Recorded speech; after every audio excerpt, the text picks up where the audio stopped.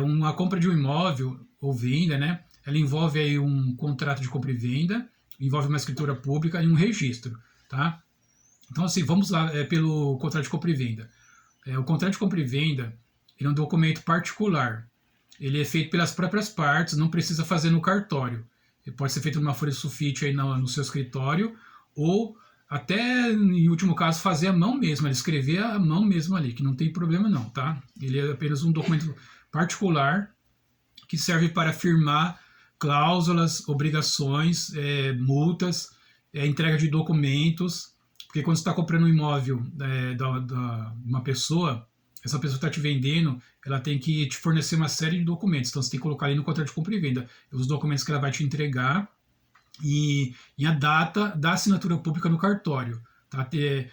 Você só vai assinar a escritura pública lá no cartório, junto com o vendedor, após a entrega de todos esses documentos do vendedor, né, e do imóvel, porque o vendedor ele não pode estar respondendo a algum processo na justiça que envolva o imóvel, tá? Ele pode ter processo na justiça, mas se for algum processo envolver o imóvel, aí você já não vai comprar esse imóvel, porque você não quer perder seu dinheiro.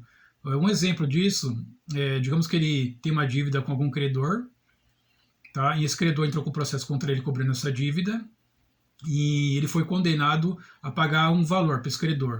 E esse credor tem uma sentença na mão dele, dizendo que esse vendedor que tem esse imóvel que está vendendo para você tem uma dívida e ele não pagou.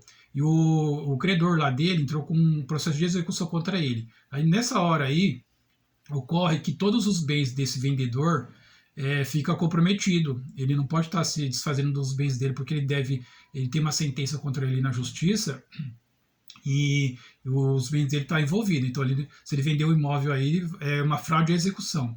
Então, é uma fraude de execução, porque ele está se desfazendo de um bem que ele não pode fazer. Então, por isso que quando você vai comprar, o contrato de compra e venda serve para isso, para você colocar as cláusulas, a data da assinatura da escritura pública e todos os documentos que o vendedor tem que te fornecer.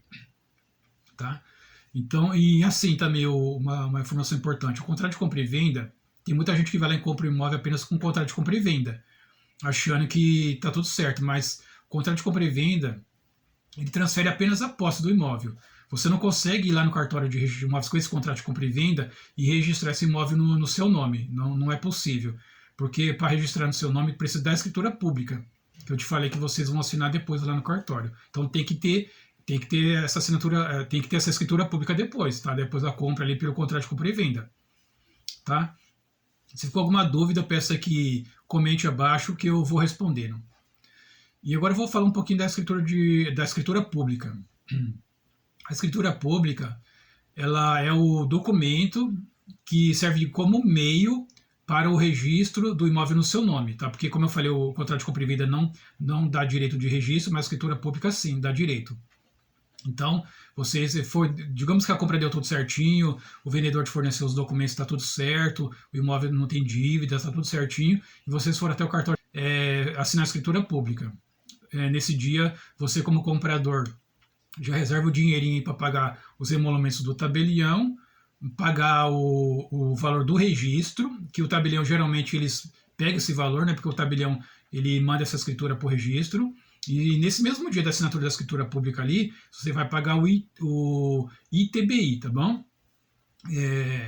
Então, nesse dia você vai pagar 3 despesas, seus emolumentos do tabelião, o valor do registro e o valor do ITBI. Então você já reserva esse valor aí para o dia da assinatura da escritura pública. Quem paga é quem compra. Tá? Então a escritura pública, a importância dela é que ela é o documento que te dá direito a registrar o imóvel no seu nome. Sem a escritura pública você não vai conseguir registrar. Tá? Agora eu vou falar, se ficou dúvida, comente embaixo que eu respondo. Eu vou falar agora do registro. Lá no registro existe uma matrícula. Tá?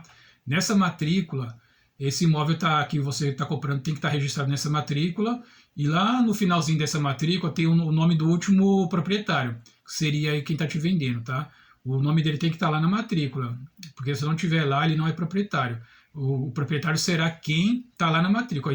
Mesmo que essa pessoa que está te vendendo, ela tenha posse desse imóvel aí, sei lá, 30 anos, e o nome dela não está na matrícula, ela não é proprietária, ela vai te ceder apenas a posse, que propriedade só consegue transferir quem é proprietário. Quem não é proprietário não consegue transferir a propriedade. E muitos no Brasil tem muitas pessoas que têm apenas a posse do imóvel, porque não está registrado o nome dela, quem está vendendo não está registrado o nome dela, então ela tem apenas a posse, ela só transfere a posse. Tá? Então o registro de imóvel serve para isso, para você comprovar quem é o proprietário do imóvel e para a propriedade passar para o seu nome, tá bom? Então foi a escritura pública, foi para o cartório de registro de imóveis, foi registrado, e quando você pegar a escritura pública, vai vir junto com uma matrícula anexada na escritura pública, dizendo que você é o novo proprietário do imóvel, tá? Se ficou dúvida, comente que eu vou estar respondendo. Porque esse assunto é bem amplo, né? Não dá para falar tudo no mesmo vídeo.